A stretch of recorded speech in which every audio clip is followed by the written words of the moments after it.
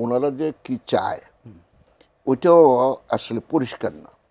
যদি পরিষ্কার হতেন তাহলে 5ই আগস্টে ওনারা বলতেন যে এই সংবিধান অ্যাব্রোগেট করো। সংবিধান এটা কোরআন শরীফ, আপনি বদলাইতে পারবেন না। ইজ নট এ কোরআন।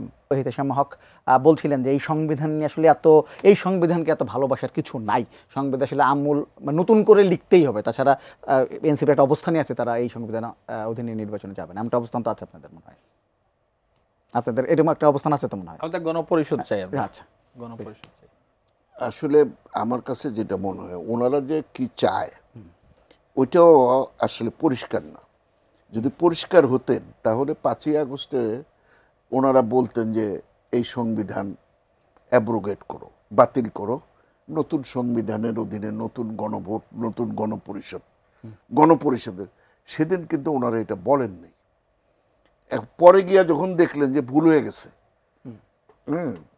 ওনারা এটা করতে চান। এখন আমাদের কোনো আপত্তি নেই, আপনারা বসেন, সব রাজনৈতিক দল বসে নির্বাচনের পরে আপনারা বসেন, একটা রাষ্ট্রটাকে একটা জায়গায় নিয়ে আসেন, বসে সবাই যদি মনে করেন যে এই সংবিধান আর চলছে না, আমাদের তো কোনো আপত্তি। তাদের তো একটা ভয় আছে, নির্বাচনে যদি আপনারা জিতে যান আর পাত্তা দিবেন না কাউকে। দেখুন কোনটা না, এটা কথা বলেন আপনারা, পাত্তা দিবেন না কেন? কারণ জনগণের কাছে জবাবদিহিতা বিএনপির থেকে বেশি কেউ করেনি।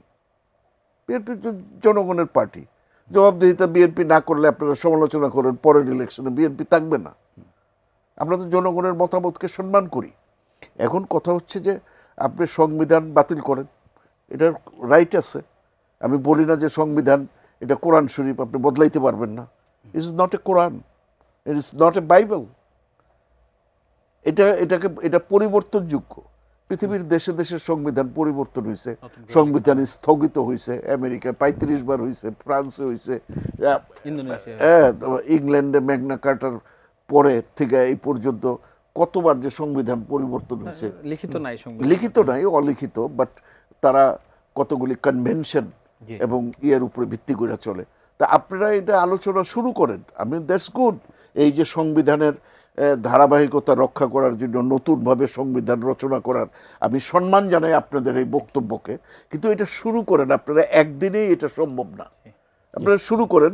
বিএনপি একটা গণতান্ত্রিক দল হিসাবে দেখেন 91-এ আমরা যখন সমস্ত দল প্রেসিডেন্সিয়াল ফর্ম থেকে পার্লামেন্টারিয়ান ফর্ম অফ গভর্নমেন্টে গেল, অথচ BNP didn't believe in parliamentarian form of government, কিন্তু জনগণকে সম্মান দিয়ে বিএনপি কিন্তু পার্লামেন্টারিয়ান ফর্মে আসছে। তাই আমরা তো জনগণের পক্ষেই আছি। আপনারা তো ভয় পান কেন?